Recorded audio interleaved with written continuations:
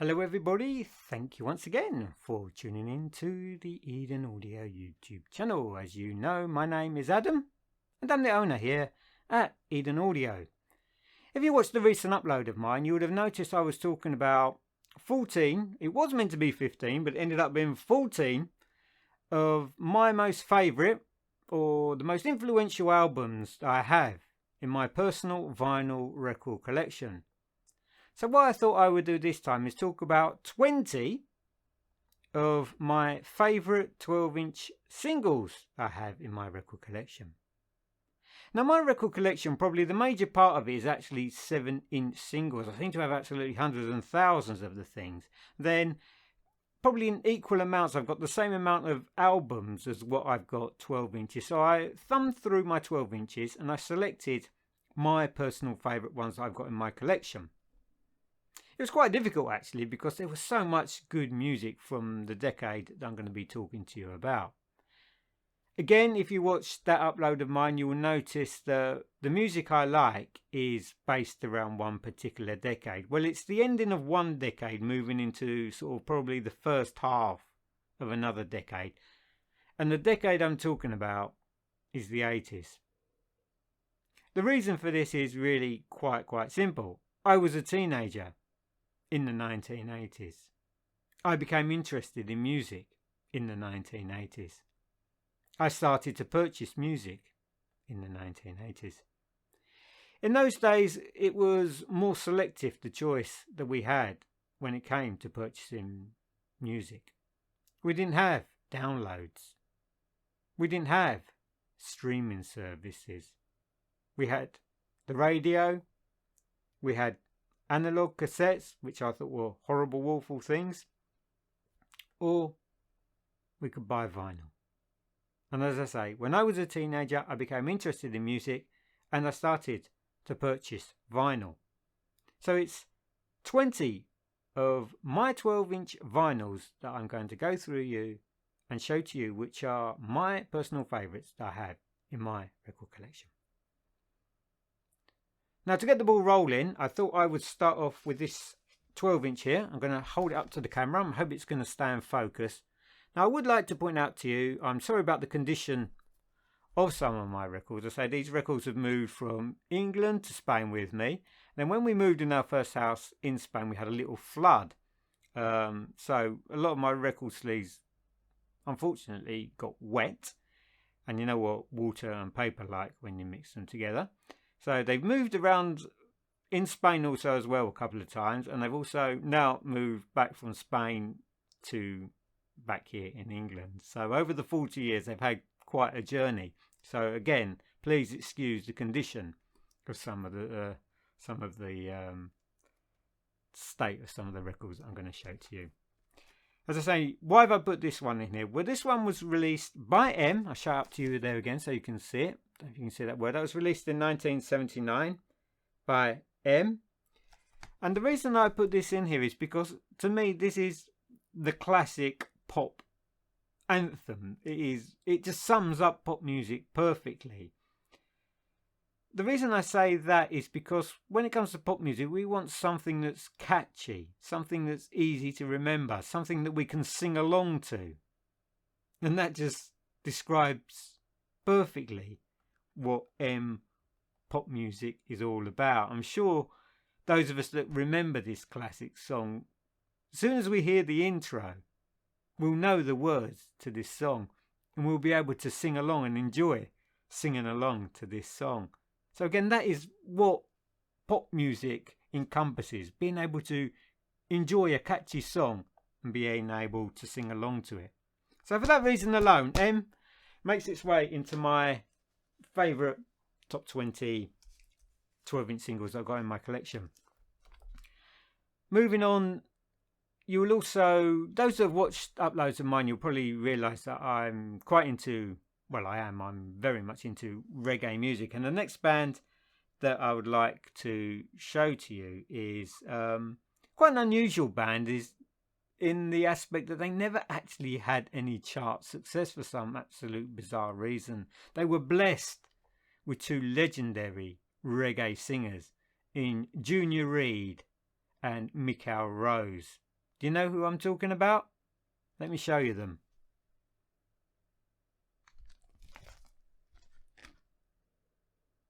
Is that picture the right way up? Excuse me if I got the picture up round the wrong way, but there's the band. And the name of this band is Black Uhuru. As I say, they were blessed with probably two of the greatest reggae singers that there's ever been. Michael Rose and Junior Reid are absolutely awesome.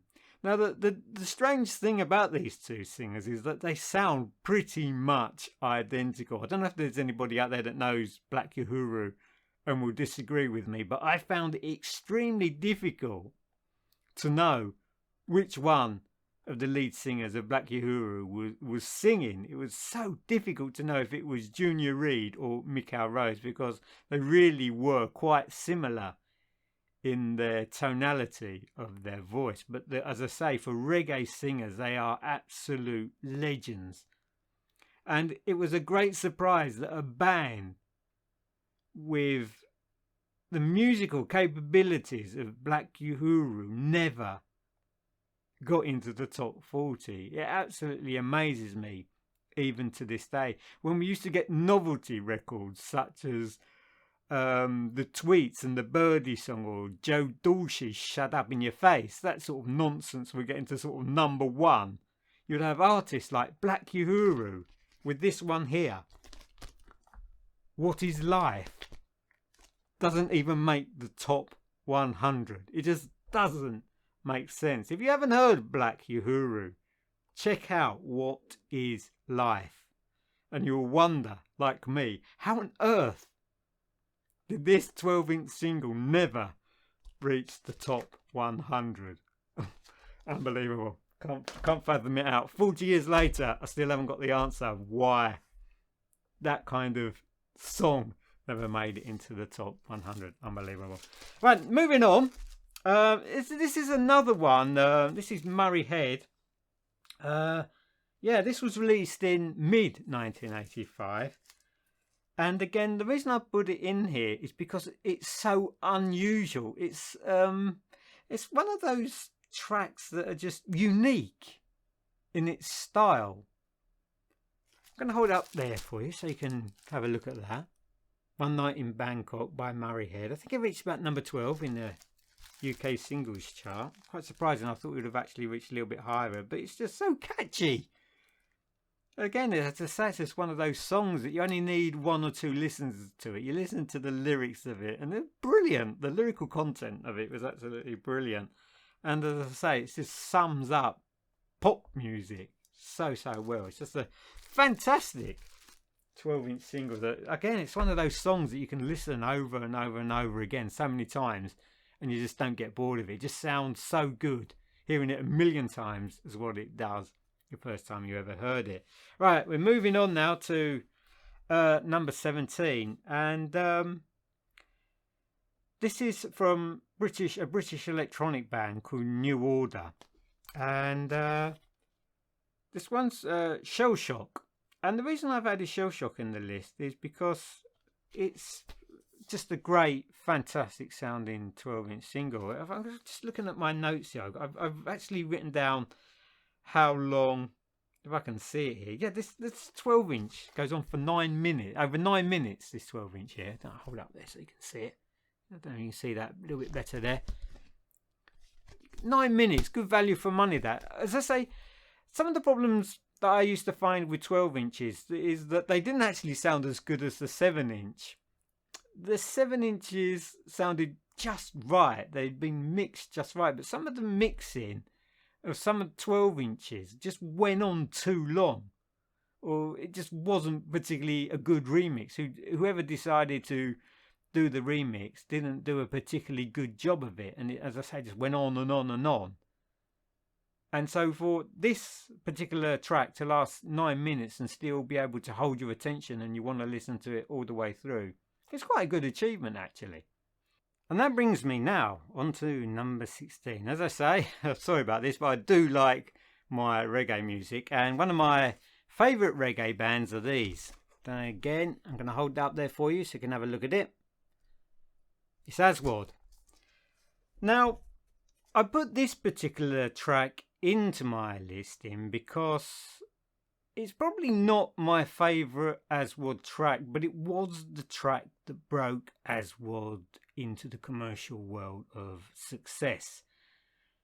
I did say in the upload I made before that I do prefer Aswad in their earlier days when they were more of a roots reggae band, that traditional reggae sound of the trumpets and the trombones, which I absolutely adore listening to. But later on in their career, Aswad developed a more commercial sound to get the success, and to show how commercial it was, Don't Turn Around was actually released by Tina Turner. Would you believe that? I didn't know that until I was doing my research, but this was actually a B-side of Tina Turner's 1986 track, A Typical Male. Aswad grabbed hold of it 2 years later, turned it into a single, and had huge success with it. It reached #1. They, after all of those years, finally got the recognition that they deserved. They were still a great reggae band, but the reggae became more pop than traditional roots reggae. So for that reason alone, Aswad, Don't Turn Around, makes it into my top 20 list. Moving on, we go back in time, and we go to 1983, and we pick up a band that probably played the kind of sort of funk music, I would say. Their bassist was probably one of the most famous bassists around at the time. His name was Mark King, and he was the lead singer of this band here, Level 42. Sorry about that. You can see the vinyl slipping out the bottom of the sleeve there. As I say, some of these sleeves of these 12 inches of mine are in pretty bad condition. As I say, this was released in 1983, and it was the first top 10 single success that Level 42 managed to have.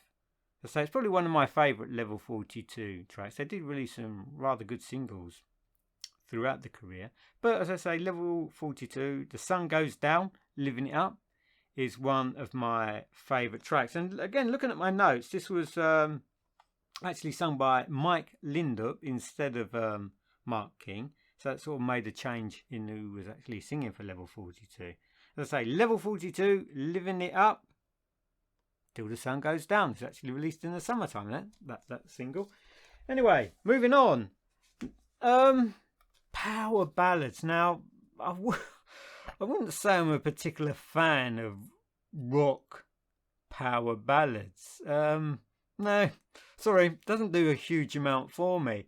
But this one managed for some strange reason to manage to sneak its way into my list, and it's I Want to Know What Love Is, and it got in there because it's so damn good. It's just a fantastic love song. As I say, I'm not into my power ballads, but Foreigner, who released this song, again, I'm going to show it up there for you. Foreigner, this was released in November 1984. I'm sure we probably all recognise that track, don't we? It was a #1 success for them, and deservedly so, because again, it's still really, really enjoyable listening to that fantastic love song. Moving on, how could we not have a list without Madness in it? As I showed to you in my favourite albums, that #1 without a shadow of doubt for a very, very good reason was Madness and their One Step Beyond LP from 1979-1980. Well, they also released One Step Beyond, would you believe it, as a single. Yes, they did, and you could get it in 12-inch. Madness, One Step Beyond, released in 1979, where it reached #7 in the UK singles chart. Just an absolute pure madness, ska sound, One Step Beyond. You know, if you go and see Madness in concert, they'll always open with One Step Beyond. But the shame of it all is that the guy, Chad Smash, Carl Smythe, who shouts, "Hey you, don't watch that." I'm sure you'll know those lines. "Hey you, don't watch that, what's this?" When he left the band, it just wasn't the same. Suggs. It just didn't have the voice to be able to pull it off. So that was a great shame when Chaz left Madness and you see them live. It's just not the same One Step Beyond without Chad Smash doing that intro, but still a great, fantastic track there from Madness. Moving on, what number are we up to now? God, I need to look at this list. I think we're number 12. Ta-da! Giorgio Miroda, the Italian keyboard wizard. You can always tell a Giorgio Miroda track, can't you? It's got that typical bass line, funk line to his tracks, isn't it? It's very, very distinctive, the Giorgio Miroda sound. In this one, he got together with Phil Oakley, and I think it was, let me just check. I think it was 1984. Yeah, it was September of 1984, and it was released as a film, actually, together in Electric Dreams. I'm going to show it to you there. You can see that. Everybody can see that. And again, it's just classic pop from that decade. I like that term, classic pop. Classic pop, again, just to reiterate, it's a tune that's easy to remember. You only need to hear it a couple of times and it just clunk, sticks there in your mind for good. That to me is what makes a good classic pop stand out from the crowd. A song that just sticks in your mind. As soon as you hit the first bar of that song, you know instantly what it is. And that is so true of Electric Dreams. It's just pure, brilliant, electronic pop. Wonderful, wonderful stuff. Now, moving on. From New Order, before New Order, should I say, was Joy Division. So New Order sort of came after Joy Division. And the reason that they became New Order is because, sadly, the lead singer of Joy Division committed suicide a short period of time after this wonderful track was released, and that is Joy Division's Love Will Tear Us Apart, which surprisingly, when I was doing my research about this single, I was surprised that it only actually reached number 13 in the UK single charts there in 1983. The interesting thing about Love Will Tear Us Apart, it seems that there are various versions, various recordings of this particular track. Now on this 12-inch from 1983, you get two versions. Now it's a bit of a bipolar track, this, because one version's got a synth that runs through it and it adds tunefulness and much more enjoyment in listening to Love Will Tear Us Apart. But there, as I said, there's another version on this 12-inch that doesn't sound particularly good. It sounds very raw. And to me, in my ears, I just don't particularly enjoy listening to it. It's very sort of rough, as I say, raw and rough sounding. Where the sort of, I don't know if it's the remix or what version it is, but there, as I say, there's a second version on this 12-inch that is so much nicer with that synth running along in the background. But again, Love Will Tear Us Apart. It's got a very sad story behind it about someone's mental illnesses and how they couldn't cope with it and the sad outcome of it all.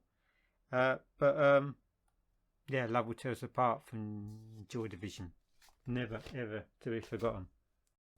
So here we are now, finally into my top 10 all-time favourite 12-inch singles in my record collection. And number 10 we have Simple Minds. And this track here, do you recognise it? Don't You Forget About Me. Now this was released from the motion track soundtrack The Breakfast Club in February of 1985.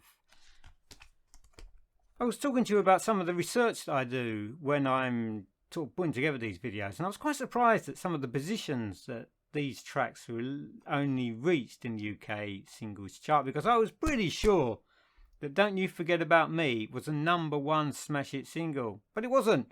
It only actually reached number 7 in the UK singles chart. I think this was one of the tracks that Simple Minds performed live on Bob Geldof's Band Aid, where anyone that performed on that particular day in the Band Aid tour, concert, wherever it was, they had massive instant success overnight. All the sales of their records sort of tripled overnight, and Simple Minds, I think, benefited greatly from that concert they did on the Band-Aid.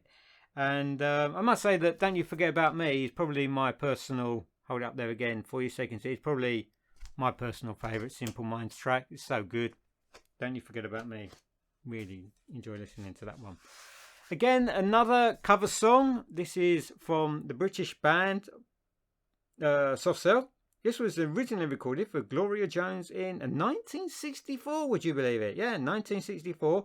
But this band, Soft Cell, actually came along and re-released it in 1981, where this one did actually reach number 1 in the UK singles chart. That's Mark Ormond and Soft Cell and the Tainted Love 12-inch. Now, you will notice that anybody that does own this particular 12-inch, it does actually run into memorabilia. It's sort of a double 12-inch, if you would like to call it that way. Tainted Love, Where Did Our Love Go? Soft Cell. Classic from 1981. Another classic cover. It's amazing how someone releases a single and it's not very successful. Then 20, 30 years later, someone else comes along, re-releases it and has absolutely massive success. Can we say that about today's pop music? Do you think someone's going to come along and re-release some of the stuff that's made today? I think so. Do you? Anyway, here we are. Oh yeah. Now, before I show you this one, actually, if you do watch YouTubes, try and check this guy's video out on YouTube. Now, I saw it and I didn't think it was going to be particularly good. I thought, oh, it's an electronic song, uses electronic drums, electronic synthesizers, etc., etc. I don't think it's going to sound particularly good live. How wrong could one be? When I saw this guy performing this track live, I was absolutely blown off my feet. My jaw hit the floor. I was so surprised at how good he was. He absolutely nailed it. And the artist I'm talking about is this man here. This was actually his debut single in August of 1979, and it reached number 1. Gary Newman, Our Friends Electric and Cars. Again, if you watch YouTube and you like watching live concerts, check out Gary Newman. I'm glad I did. I thought at his age he's probably lost it by now, but was I wrong? Amazing live. Absolutely incredible. Gary Newman, Our Friends Electric. Check it out. It's worth it, believe you me. Sorry about this, but I just had to bring this band up again. You've guessed it, it's Madness and their attempt at a love song. This was actually written by their lead lyricist at the time, lyricist. And that is Mike Barson. He probably was the main man there at Madness for writing their hits at that particular time. And as I say, this is his personal experience. I'm sure us lads have all got personal experiences of relationships with girls as being young teenagers. I say this was Madness's version of it, released late, I think it was December 1979, and it reached number 3 or 7, something like that, in the UK singles chart. Sorry about that, you get a lot of Madness in my uploads. You also get a lot of these. Again, it's my favourite British reggae band, and it's 5446, originally released by, do you know who? Toots and the Maytals. But I've included 5446 was my number in my list, not because of this particular track. I put this in here because it contains what is contained on the B-side, should I say. Can you see that what's on the B-side there? Do you recognise that? Anyone that's into reggae music? Warrior Charge?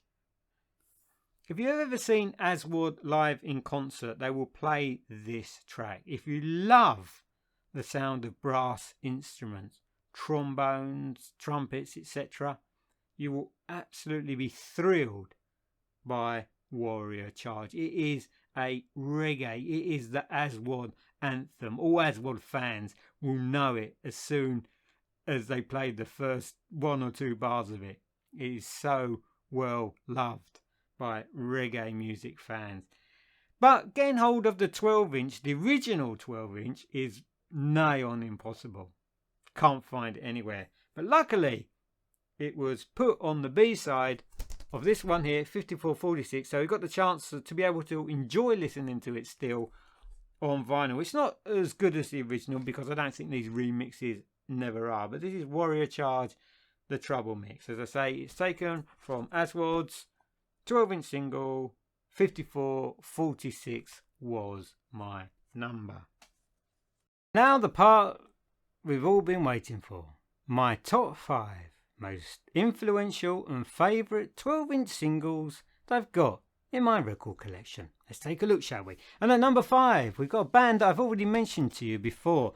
And I'm going to show them to you again because I still can't fathom out why this band never managed to have any commercial success. Why this band never managed to make or break into the top 40 into the UK singles chart. This is another one of their 12-inch singles, even better than the one I showed you before. Every reggae fan should know this song. To me, this is probably one of the best ever 12-inch reggae singles ever released. And it's again by this band here, Black Uhuru, released in 1986. Now I thought this track reached number 42, 43, something like that, just outside that magical top 40. But when doing my research, I was wrong. I was surprised it only reached number 62. Number 62 for a track as good as this? Where's the injustice in it all? It doesn't make sense. As good as the 80s were, there was also a lot of awful junk music that made it into the top 40 in the 80s. These novelty tracks, these Eurovision Song Contest winning songs. How on earth did more people go out and buy that instead of this? Doesn't make sense. As I say, if you're into reggae music and you haven't got it, listen to it. Black Uhuru, The Great Train Robbery. It features Sly and Robbie on bass and drums. It is such a powerful sounding piece of music. It really is. It's unmistakable. When you hear the introduction, I mentioned that a lot in this summary of my favourite songs. Introductions. You know straight away when you first hear it what track it's going to be. That's the case with this. As soon as you hear that introduction from Black Uhuru's The Great Train Robbery, you know what you're listening to. Amazing track, it really is. The next one was really difficult to know which track to choose because this artist has got a list as long as 10 of my arms. David Bowie. What track do you choose when it comes to an artist such as David Bowie? Difficult. The one I chose was this one, probably one of my favourites. It was a collaboration with the Pat Metheny Group. It was taken from the movie in 1985. I don't know if you remember it, The Falcon and the Snowman. And this again was another one of those tracks that didn't have quite the success that I thought it did. I thought it reached a number much higher in the UK singles chart than what it actually did. It only actually managed to reach number 14, which was a little bit of a surprise to me when I saw that. I thought, as I say, it reached a lot higher. But to me, it's one of Bowie's best tracks. It's so good to listen to. I really, really enjoy it. What more can I say, really? It's David Bowie. Don't need to say much about that, do you? Right, moving on into the top 3. Now, this next artist was quite interesting. Anybody that's sort of my age group, well, people that are my age group, they will know instantly who I'm talking about. This artist was a one-hit wonder. It was an anti-war song, and it was number 1 in the UK for 5 weeks. Can you guess who I'm talking about? It's this, from Paul Hardcastle and 19. What a hard-hitting anti-war song that was. Just like Frankie Goes to Hollywood and Two Tribes, Paul Hardcastle had his own anti-war song. When I was at school, we were scared to death of a nuclear attack from the Russians. The Russians dropping a bomb on us, or the Americans dropping a bomb on the Russians. The Reagan and the Gorbachev fights. It was a fearful time to be a youngster, but we had anti-war songs such as this from Paul Hardcastle in 1985. We might have been scared to death, but we still had great music to listen to. undeservedly so, #1 for 5 weeks. But it's just amazing. The Paul Hardcastle was just a one-hit wonder. But what a hit to have. 19. Timeless. Absolutely timeless. Right, we get to my top 2. What are my top 2 favourite 12 inches that I have in my collection? Now, I really like the design of this one. I never really noticed it, but if you look at it, it's the design of a floppy disk. Do you recognise that? I'm sure you do, but probably because it's one of the best ever selling 12 inches there is. And that is New Order's Blue Monday. Now, when it was originally released, this is the original, by the way. When it was originally released, it was only available as a 12-inch single. And as I say, the original are always better. And that's true of Blue Monday from New Order. Classic electronic music. I'm sure we all know it. We all recognise it. Deservedly so. It's one of those, again, I've said this so many times now, it's one of those timeless tracks. One of those tracks that, you know, in the first 5 seconds of listening to it, you know exactly what you're going to get and what it is. Again, 40 years later, you can still enjoy listening to this record. It will put you back there into the early 80s by listening to it. New Order, Blue Monday. Wow, brilliant, brilliant track. Now, my #1 is, unfortunately, it's one of those records that got a little bit damaged in my moving. The original sleeving of this record wasn't particularly that good. I don't know why it came in such a plain sleeving. As I say, it got damaged by the water, unfortunately, and it was released on the Two-Tone label, and it's the 1981 hit. It's the Farewell single by that Two-Tone ska band, The Specials.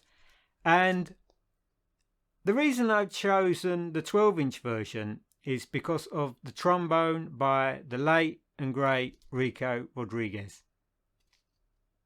You get the normal, the 12-inch is sort of divided into 2 parts. In part 1, you got the normal 7-inch standard Ghost Town.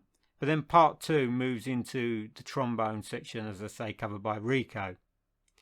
And it's so haunting to listen to. The way he plays his trombone, it's just haunting, as I say, to listen to it.